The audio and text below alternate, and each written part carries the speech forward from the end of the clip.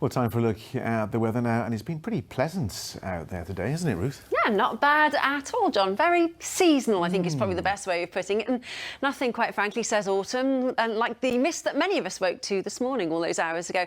And yes, we've had some lovely sunshine. Perhaps the one downside at this time of the year is the shorter days. It's getting much darker, much earlier, isn't it? Not a problem, though, for the National Botanic Garden of Wales, who'll be hosting a brand new Dragon's Breath event, an immersive after-dark experience for visitors. And Lewis Rhys-Jones is there for us this evening. Lewis, looks beautiful. It is the better, and as I said earlier, it is that time of the year after all, isn't it? Dark nights, they're on their way. However, we did have a little spot of sunshine out there today. Hope you were able to make the most of it, because typically it is all change. High pressure, effectively on the corner of your screens there, that's been the good stuff. The slightly less good stuff, there is this swirling mess of low pressure, which typically arrives to put a bit of a dampener on the end of your week, and unfortunately for the coming weekend too. Wet and windy weather is on the way. Let's take a look at that in a little more detail. So busy on the weather front, but of course the weekend is just around the corner. I know it's a few days away, but heads up that the clocks go back. Yeah. But on a positive, that means one less hour of rain. All right. You're welcome. Always positive, Ruth. That's what we love. That's what we love about you.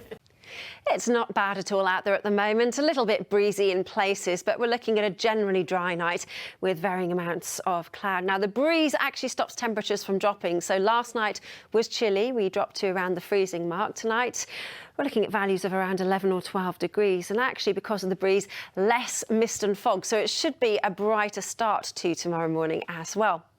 Bright with some decent spells of sunshine. I think that's probably the best way of putting it, because there will be a fair amount of cloud bubbling up from time to time. But like today, if you do catch that blue sky and sunshine, it'll feel really rather pleasant. We're looking at highs of 15 or 16, which is really a degree or two above the average for the time of year, so not shaping up too badly at all.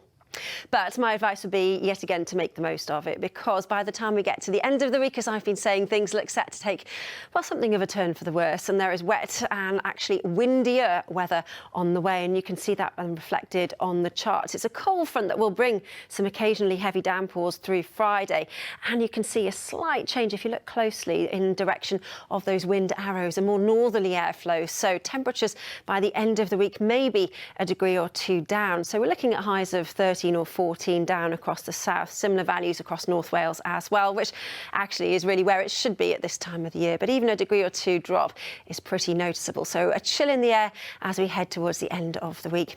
And then by the time we get into the coming weekend, well, what can I say? It's a mixture of sunshine and showers for Saturday, not a washout. Saturday, though, if you're making plans, is certainly at the moment shaping up to be the better day of the weekend.